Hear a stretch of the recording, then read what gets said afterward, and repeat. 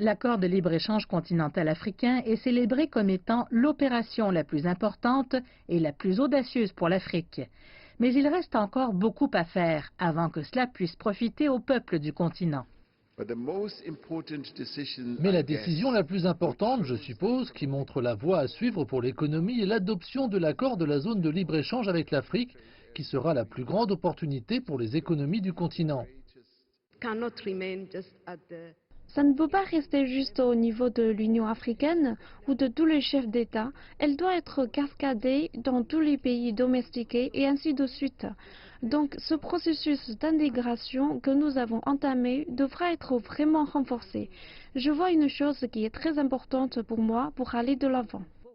Il est nécessaire, à mon avis, que nos institutions d'enseignement supérieur possèdent des pôles d'innovation dans ces institutions, afin que les jeunes puissent faire valoir leurs talents dans ces pôles d'innovation pour que nous adaptions les technologies ainsi développées. La technologie a aidé le continent à faire un bond en avant. Si vous regardez les télécommunications mobiles, par exemple, dans mon pays, nous avons maintenant une inclusion financière de près de 90% car nous avons lancé l'argent mobile en 2011. Et c'est sur quoi nous devons nous concentrer très rapidement. Les dirigeants africains ont appelé à une gouvernance décisive, à une plus grande transparence et à une plus grande responsabilité.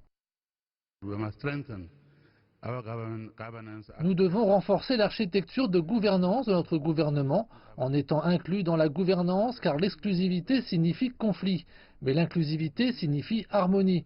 Alors chez nous, avant de nous rendre dans d'autres régions d'Afrique, nous devons avoir cette architecture de gouvernance.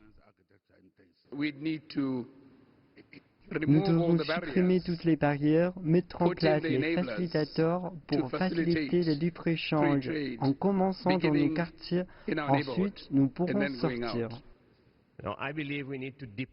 Maintenant, je crois que nous devons approfondir la réforme que nous menons pour mieux refléter la nécessité pour l'Afrique de disposer de ce qui est nécessaire en termes de bonne gouvernance, de transparence, de responsabilité et de règles de droit. Le prochain Forum économique mondial se tiendra en Éthiopie en 2020. Les dirigeants africains espèrent pouvoir y discuter des premiers avantages d'une zone de libre-échange continentale africaine qui aura été alors pleinement mise en œuvre.